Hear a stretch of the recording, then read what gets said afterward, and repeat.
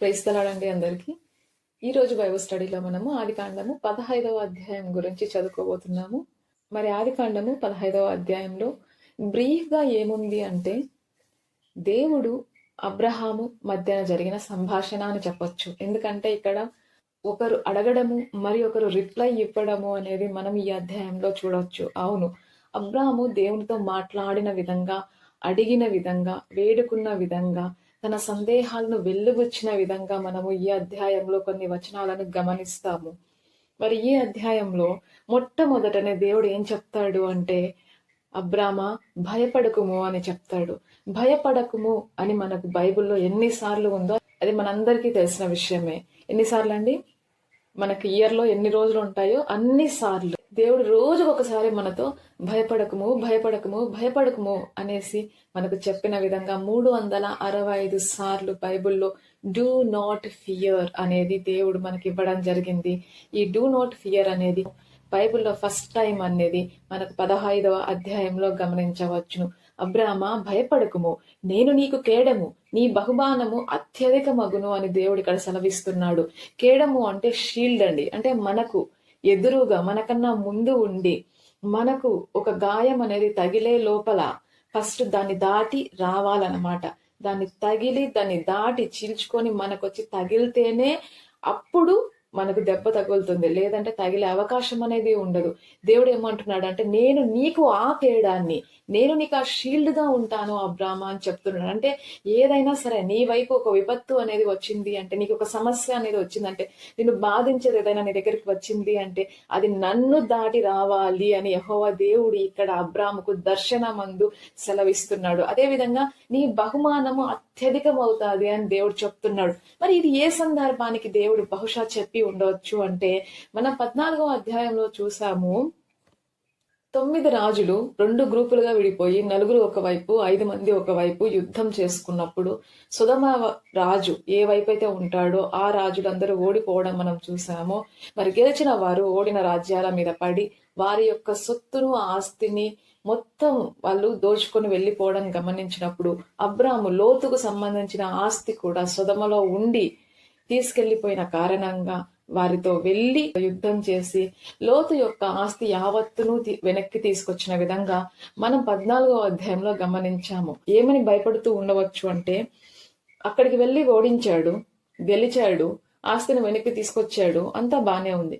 కానీ ఎక్కడ వాళ్ళు మళ్ళీ అతని మీదికి ఏమైనా యుద్ధానికి వస్తారేమో అని అబ్రహాము ఇక్కడ భయపడుతూ ఉండవచ్చు. లేదు అంటే నా నుంచి ఒక థ్రెట్ ఉంది అనేసి, ఏదైనా ప్రమాదం నా వల్ల వస్తుందేమో అని వాళ్ళు ఏమైనా అందరూ కలిసి నా మీదకి యుద్ధానికి వస్తారా, నన్నేమన్నా చేయనీకి చూస్తారేమో అనేసి అబ్రాహాం ఇక్కడ భయపడుతూ ఉండవచ్చు. ఎందుకంటే ఆ యుద్ధం గురించి అయిపోయిన వెంటనే మనకి ఇక్కడ దేవుడు కనిపించి అబ్రామా భయపడకు అని చెప్తున్నాడు. అదే విధంగా నీ బహుమానం అత్యధిక మగును అని చెప్తున్నాడు. ఆ తిరిగి తీసుకుని వచ్చిన ఆస్తి అంతటిని నువ్వు తీసుకో అని అబ్రాముకు చెప్పినప్పుడు అబ్రాము నో చెప్పడం మనం గమనించాం. ఆ మాట అన్నప్పుడు అబ్రాము ఆనందపడలేదు, పొంగిపోలేదు. ఒక్కటి ఆలోచించాడు. ఏం ఆలోచించాడు అంటే, తనకు ఏదైతే కొదవగా ఉందో దాని గురించి అబ్రాము చింతిస్తున్నాడు. అబ్రాము జీవితంలో ఏదండి కొదవగా ఉంది? అబ్రాము వాళ్ళ పితరులందరూ కూడా 30 ఏళ్లకు, 34 ఏళ్లకు, 35 ఏళ్లకు, 32 ఏళ్లకు పిల్లల్ని కని తండ్రులయ్యారు. కానీ 75 ఏళ్ల వయస్సు గలవాడు అనేసి మనము 13వ అధ్యాయంలో చూసాము అబ్రాముని. 12వ అధ్యాయంలో షారాయి ఇంకా గొడ్రాలై ఉంది అని చూసాము మనము. ఊరా అన్న పట్టణంలోంచి వాళ్ళు బయటికి వచ్చినప్పుడు. అంటే అప్పటికి కూడా వాళ్ళకి పిల్లలు కాలేదు అంటే వాళ్ళ పితరులందరికీ కూడా ఆ వయసుకు పిల్లలు అయిపోయి ఉన్నారు, కానీ వీళ్ళకి ఎంతవరకు కూడా పిల్లలు కాలేదు. ఆ చింత అనేది అబ్రాము మనసులో ఉంది. మనం కూడా అంతే.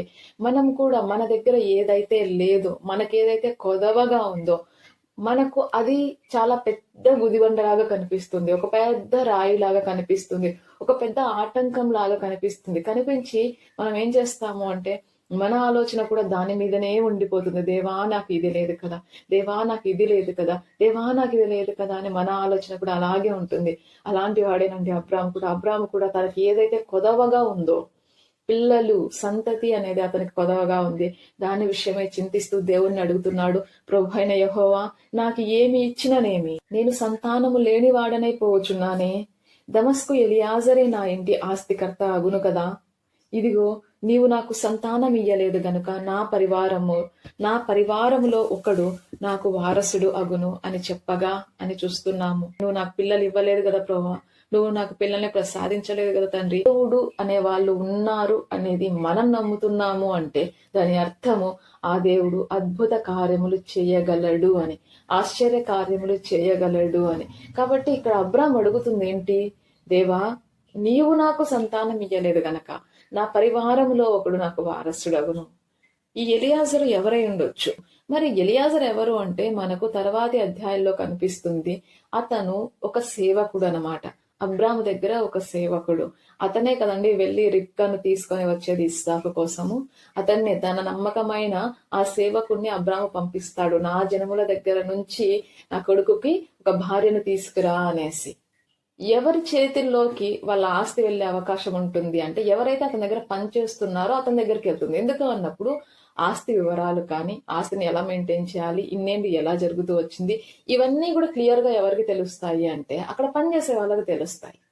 కాబట్టి ఆటోమేటిక్ గా దాని తర్వాత మెయింటైన్ ఎవరు చేస్తారు, ఎవరు చెయ్యగలరు అన్నప్పుడు ఆ సేవకుడే చేయగలడు. కాబట్టి ఇక్కడ అబ్రామ్ ఏమంటున్నాడు అంటే, దమస్కు ఎలియాజరే నా ఇంటి ఆస్తికర్త అవుతాడు కదా, నా పరివారంలో ఒకడు నా వారసుడు అవుతాడు, కానీ దేవా నువ్వు నాకు పిల్లల్ని ఇవ్వలేదు కదా అనేసి ఇక్కడ అడుగుతున్నాడు. ఆ మాటకు యెహోవా అంటున్నాడు, యెహోవా వాక్యము అతని యొద్దకు వచ్చి, ఇతడు నీకు వారసుడు కాడు, ఇతడు నీకు వారసుడు కాడు అంటే దమస్కు ఎలియాజరు నీకు వారసుడు కాదు, నీ గర్భవాసమున యువర్ ఓన్ సన్, నీ గర్భవాసమున పుట్టబోచున్నవాడు నీకు వారసుడు అవుతాడు అంటే నీకు పిల్లలు పుడతారు, అతడే నీకు వారసుడవుతాడు అనేసి చెప్తాడు. అలా చెప్పడం మాత్రమే కాదు, ఆ బాధలో ఎప్పుడైతే ఆ బాధలో అబ్రామ్ ఉంటున్నాడో దేవుడు ఆ మాట మాత్రమే అతని ఊరడించి వదిలేయడం లేదు, కానీ అతని వెలుపలికి తీసుకొచ్చినట్లుగా మనం గమనిస్తాము. ఆయన అతని వెలుపలికి తీసుకుని వచ్చి, నీవు ఆకాశము వైపు తేరి చూచి నక్షత్రములను లెక్కించుటకు నీ చేతనైతే లెక్కించుము అని చెప్పి నీ సంతానము అలాగు అవును అని చెప్పెను. ఎంత గొప్ప బ్లెస్సింగ్ కదండి. మనము రాత్రి చీకటి పడ్డప్పుడు, ఎటువంటి వెలుగు లేనప్పుడు నక్షత్రాలు ఎంత బ్రైట్ గా కనిపిస్తాయి కదా. అమావాస్య రోజు చాలా ఎక్కువ నక్షత్రాలు కనిపిస్తాయి, ఎక్కువ బ్రైట్నెస్ తో కనిపిస్తాయి, చాలా మినుకు మినుకు అంటూ కనిపిస్తాయి. ఎందుకంటే చీకటి నిండి ఉన్నప్పుడు ఆ వెలుగు, ఆ కొంత వెలుగు, చాలా దూరంలో ఉన్న వెలుగు కూడా మనకు చాలా క్లారిటీగా కనిపిస్తుంది. అందుకే ఒక్కొక్కసారి మన జీవితంలో కష్టాలు, బాధలు కూడా వస్తూ ఉంటాయి, కానీ ఎప్పుడూ మీ ధైర్యము అనేది సడలించకండి. ఎందుకంటే దేవుడు మన కొరింథీలో చెప్తాడు, మీరు భరించగలిగినంత మట్టుకే నేను మీకు కష్టములు ఇస్తాను, అదే కాకుండా వాటిని ఎలా జయించాలో కూడా నేనే మీకు తెలియచెప్తాను అని యేసయ్య చెప్తాడు. అలాంటప్పుడు మనం ఎలా భయపడతాము? ఆయన బిడ్డలుగా ఉన్న మనము, ఆయన పిల్లలుగా ఉన్న మనము ఈ లోకానికి వచ్చే కష్టాలు, నష్టాలు, బాధల్ని చూసి భయపడి బెదిరిపోవడానికి మనకు అసలు ఆ అవకాశమే లేదు. అలా వెళ్ళడానికి దేవుడు అంగీకరించాడు. ఆ విధంగా ఇక్కడ వెలుపలికి తీసుకొని వచ్చి ఆ నక్షత్రాలన్నీ చూడు, అవి ఎంచడం నీ వల్ల అయితే, నీ మట్టుకైతే నువ్వు చెయ్యి, అంతగా నీ సంతానంని అభివృద్ధి చేస్తాను అని మళ్ళీ రెండవసారి అదే వాగ్దానాన్ని దేవుడు రిపీట్ ఇక్కడ చేస్తూ ఉన్నాడు. మరియు అబ్రామ్ ఎంత గొప్ప పని చేశాడు అంటే నెక్స్ట్ ఏమని ఉంటుంది అంటే, అతడు యెహోవాను నమ్మెను, ఆయన అది అతనికి నీతిగా ఎంచెను అని ఉంది. అంటే మనము నీతి గల వారముగా ఎంచబడాలి అంటే అందులో ఉండాల్సిన ఒక క్వాలిటీ ఏంటి అంటే మనం దేవుణ్ణి నమ్మడము. మరి మనం అలా నమ్మే పరిస్థితుల్లో ఈ రోజు ఉంటున్నామా? కృపాసక్త సంపూర్ణుడై శరీరధారిగా ఈ లోకానికి వచ్చాడు అని ఉంది. అలాంటప్పుడు ఈ వాక్యంలోనే మనకు కావలసిన, లేదు అంటే మనకు అవసరమైన ప్రతి ప్రశ్నకి, ప్రతి సమస్యకి, ప్రతి సందర్భానికి మనకు సమాధానం అనేది ఆ వాక్యంలోనే, ఆ బైబిల్లోనే ఉంటుంది. కాకపోతే కేవలం దాన్ని మనం వెతకాలి. వెతికిన ప్రతి ఒక్కరికి దొరుకుతుంది అని దేవుడు ఆల్రెడీ మనకు మాట ఇచ్చాడు, కానీ వెతికే వారిగా మనం ఉండాలి. ప్రశ్న వచ్చింది, దేవా ఎలా అన్న ఆలోచన వచ్చింది, కానీ ఆయన దగ్గరికి వెళ్ళి దేవా నా పరిస్థితి ఏంటి అని అడగడానికి కానీ, విరిగి నలిగిన హృదయంతో నిజంగా మనం ప్రార్థన చేస్తున్నాము. అబ్రాము ఏ విధంగా అయితే ఇక్కడ నమ్మాడో దేవుణ్ణి, మనం కూడా నమ్ముదాము. ఆయన మనల్ని వదిలిపెట్టే దేవుడు కాడు. అది ఏ విధంగా అయితే అబ్రాముకు నీతిగా ఎంచబడిందో అది మనకు కూడా నీతిగా ఎంచబడుతుంది. మరి నీతిగా ఎంచబడ్డం వల్ల లాభం ఏమి అని మీరు అనుకోవచ్చు. మనం ఆల్రెడీ నోహు గురించి చూసాము. తన తరములో నోవహు మాత్రమే నిందారహితుడుగా నీతిపరుడుగా ఉన్నాడంట. దానివల్ల ఏమైంది అంటే యెహోవా దృష్టికి కృప నొందిన వాడయ్యాడు. జలప్రళయం నుంచి దేవుని చేత తప్పించబడ్డాడు. అదే విధంగా మనం కూడా దేవుణ్ణి నమ్ముదాము. అది మనకు నీతిగా ఎంచబడుతుంది. మనకు సమస్యలు ఎదురైనప్పుడు, కష్టాలు వచ్చినప్పుడు దేవుడే వాటి నుంచి మనల్ని తప్పించేవాడుగా ఉంటాడు. ఆయనే మనకు కేడెముగా ఉంటాడు. ఆయనే మనకు సహాయం చేసే దేవుడై ఉంటాడు. ఈ విషయాన్ని నమ్మి ప్రార్థిద్దాము. అబ్రాము దేవుణ్ణి నమ్మినాక దేవుడు ఒక మాట చెప్తున్నాడు, నీవు ఈ దేశమును స్వతంత్రించుకున్నట్లు దానిని నీకిచ్చుటకు కల్దీయుల ఊరా అను పట్టణములో నుండి నిన్ను యువతలకు తీసుకువచ్చిన యెహోవాను నేనే అని చెప్తున్నాడు. తను ఎవరు అన్న విషయము ఇక్కడ దేవుడు అబ్రహాముకు బయలుపరచడం మనం గమనించవచ్చు. ఆ తర్వాత గమనిస్తే అబ్రాహాము ఈ విషయం చెప్పిన తర్వాత ప్రభువైన యెహోవా, నేను దీనిని స్వతంత్రించుకునేదను అని నాకు ఎట్లు తెలియను. How would I know father, how would I know? నేను ఇది ఈ విధంగా నా సంతతి అభివృద్ధి చెందుతుంది, ఆకాశంలో నక్షత్రాలు ఎలా ఉన్నాయో ఆ విధంగా లెక్కించలేనంతగా, భూమి మీద రేణువులు ఎంతున్నాయో ఆ విధంగా లెక్కించలేనంతగా నువ్వు నా సంతానాన్ని అభివృద్ధి పరుస్తాను అని చెప్తున్నావు నా ప్రభువా. మరి ఇది జరుగుతుంది అనేసి, దీన్ని నేను స్వతంత్రించుకుంటాను అని నాకెలా తెలుస్తుంది అనేసి ఇక్కడ అబ్రాము దేవుణ్ణి అడుగుతున్నాడు. ఒక ప్రశ్న అడుగుతున్నాడు. ఒక ప్రశ్న అడిగే అవకాశము దేవుడు మనకు ఇస్తాడు అని ఇక్కడ మనం తెలుసుకోవాలి. అందుకు దేవుడు ఏం చేస్తున్నాడో తెలుసా? డైరెక్ట్ గా నన్ను నమ్ము అని చెప్పట్లేదు. దేవుడు ఒక నిబంధనని ఏర్పరుస్తున్నాడు అబ్రాముకు మరియు దేవునికి మధ్యన. దేవుడు అబ్రాముకు చెప్తాడు, ఒక పెయ్యను, ఒక మేకను, ఒక పొట్టేలును, ఈ మూడు కూడా 3 years ఉండాలి వాటి ఏజ్. ఒక 3 ఏళ్ల పెయ్యను, 3 ఏళ్ల మేకను, 3 ఏళ్ల పొట్టేలును తీసుకో, ఒక తెల్ల గువ్వని తీసుకొని, ఒక పావురం పిల్లను కూడా తీసుకొని నా యుద్ధకు రా అనేసి చెప్పిన తర్వాత అబ్రాము వాటిని తీసుకుని వచ్చి వాటిని మధ్యకు కట్ చేస్తాడు. పక్షులను తప్ప మిగిలినవి మధ్యకు కట్ చేసి వాటిని ఎదురెదురుగా ఉంచుతాడు. ఆ టైంలో ఎన్నో గద్దలు వచ్చి వాటి మీద వాలడానికి ప్రయత్నం చేస్తూ ఉన్నప్పుడు, ఎందుకంటే అవి చనిపోయి ఉంటాయి కదండి కట్ చేసిన తర్వాత, సో ఆ చనిపోయిన కళేబరాల మీద గద్దలు వచ్చి వాలి వాటిని ఆహారంగా తీసుకోవడం అనేది ఒక సహజమైన ప్రక్రియ. అవి వస్తూ ఉన్నప్పుడు అబ్రాము వాటిని తోలివేస్తూ అక్కడే కూర్చొని అతను గాఢ నిద్రలోకి వెళ్తాడు అని మనం చూస్తాము. గాఢ నిద్ర పట్టెను అనేది మనం గమనిస్తాము. ఆ సమయంలో కటిక చీకటి కమ్మగానే ఉంటుంది. Dreadful and great darkness fell upon him. ఈ భయంకరమైన కటిక చీకటి అనేది అతని మీద పడిన తర్వాత అబ్రాము అలా నిద్రపోతూ గాఢ నిద్రలో ఉన్నప్పుడు దేవుడు అబ్రాముతో మాట్లాడుతున్నాడు. నీ సంతతి వారు తమది కాని పరదేశములందు నివసించి ఆ దేశపు వారికి దాసులుగా ఉందురు. వారు 400 ఏండ్లు వీళ్లను శ్రమ పెట్టుదురు. అంటే నీ పిల్లలు, నీ సంతతి వాళ్ళు పరదేశంలో నివసిస్తారు, వాళ్ళకు దాసులుగా, స్లేవ్ లాగా ఉంటారు. అలా ఎన్నేళ్ళు జరుగుతుంది అంటే 400 ఏండ్లు జరుగుతుంది. వీరు ఎవరికి దాసులు అవుదురో ఆ జనమునకు నేను తీర్పు తీర్చుదును. ఎవరికి దాసులు అవుతారో తీర్పు ఎవరండి? దాసులు చేయాల్సిన అవసరం లేదు, తీర్పు నేను తీరుస్తాను. వీరు ఎవరికి దాసులు అవుదురో ఆ జనమునకు నేను తీర్పు తీర్చుదును. తరువాత వారు మిక్కిలి ఆస్తితో బయలుదేరి వచ్చెదరు. నీవు క్షేమంగా నీ పితరుల యొద్దకు పోయెదవు, మంచి వృద్ధాప్యమందు పాతి పెట్టబడుదువు. అమోరీయుల అక్రమము ఇంకను సంపూర్ణము కాలేదు గనుక నీ 4వ తరం వారు ఇక్కడికి మరలా వచ్చెదరు అని నిశ్చయముగా తెలుసుకొనుము. ఈ విధంగా దేవుడు ఆ నిద్రలో ఉన్న అబ్రాహాముకు చెప్పిన తర్వాత శరీర భాగాలు ఏవైతే డివైడ్ చేసి ఎదురెదురుగా పెట్టారో వాటి మధ్యన ఒక రాజుచున్న పొయ్యి, స్మోకింగ్ ఫైర్ పాట్, అదే విధంగా అగ్ని జ్వాల, ఏ ఫ్లేమింగ్ టార్చ్ కనబడి ఆ ఖండముల మధ్య నడిచిపోతుందంట అండి. Past between the pieces. అది జరిగిన తర్వాత అబ్రాముతో ఆ దినమందే యెహోవా ఒక నిబంధన చేస్తాడు.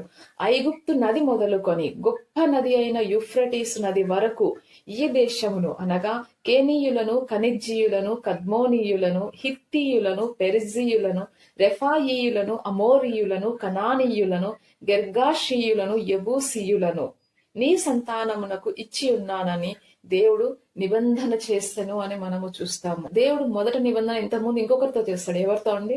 నోహుతో నిబంధన చేశాడు. అది మేఘంలో ధనస్సును ఏర్పరిచి నిత్య నిబంధన చేశాడు. అది భూమికి దేవునికి మధ్యన నిత్య నిబంధన. ఇక్కడ మళ్ళీ ఒక నిబంధన దేవుడు చేస్తున్నాడు. ఇక్కడ ఒక కవనెంట్ ఉంది. ఆ కవనెంట్ ఎవరి మధ్యన అంటే అబ్రాముతో దేవుడు చేస్తున్నాడు. ఇదండి ఆదికాండము 15వ అధ్యాయం గురించి. మనం ఈ అధ్యాయంలో తెలుసుకోవాల్సిన మొట్టమొదటి విషయం ఏంటి అంటే, దేవుడు భయపడకుము అని మనకు అభయం ఇస్తున్నాడు. భయపడకండి, మీరు భయపడాల్సిన అవసరం లేదు, నేను మీకు తోడుంటాను. రెండో విషయం ఏంటి అంటే, దేవుడే కేడెముగా మనకు ఉంటున్నాడు. తన నమ్మిన ప్రజలకు, తన మీద నమ్మకం పెట్టుకున్న ప్రజలకు దేవుడే కేడెముగా ఉంటున్నాడు. ఆయనను దాటి ఏదైనా సరే కష్టము, ఇబ్బంది అనేది మన వరకు రావాలి. అంతకు మించి ఏ కష్టానికి, ఏ ఇబ్బందికి మన దగ్గరికి వచ్చే హక్కు అనేది లేనే లేదు. అబ్రాము దేవుణ్ణి నమ్మిన విధంగా మనం గమనిస్తూ ఉన్నాము. దేవుడు అలా చెప్పినప్పుడు అబ్రాము నమ్మాడు ఆ విషయాన్ని. అవును, దేవుడు నాకు ఇస్తాడు, నాకు సంతతిని కలుగజేస్తాడు, నాకు పిల్లలు పుడతారు అనేసి ఇక్కడ అబ్రాము నమ్మిన విధంగా మనం గమనిస్తున్నాం. అంటే మనం దేవుడిని నమ్మాలి. మరి ప్రార్థన చేసుకుందామా? Heavenly Father, thank you for gifting us another day in our life, Father. Thank you for all the blessings you have showered upon us all our life, Lord. Father, please bless us. Please bless us with the heart which will not fear for anything which may occur in our life. Please gift us the heart of believing and relying on you completely without a speck of doubt. Please bless us with the heart of Abraham, how he trusted, he believed, he had faith in you completely, so that we also can believe in you and rely upon you and will counted as righteous, my Lord. Please be our shield whenever we are going out. Please be our shield whenever we are facing any problems, any difficult situations in our life. Please protect us from every unwelcoming thought or sinful situations we face in our day. All the praise and the glory to you, Father. In the name of Jesus Christ, our Lord. Amen. Thank you so much for watching, Andy.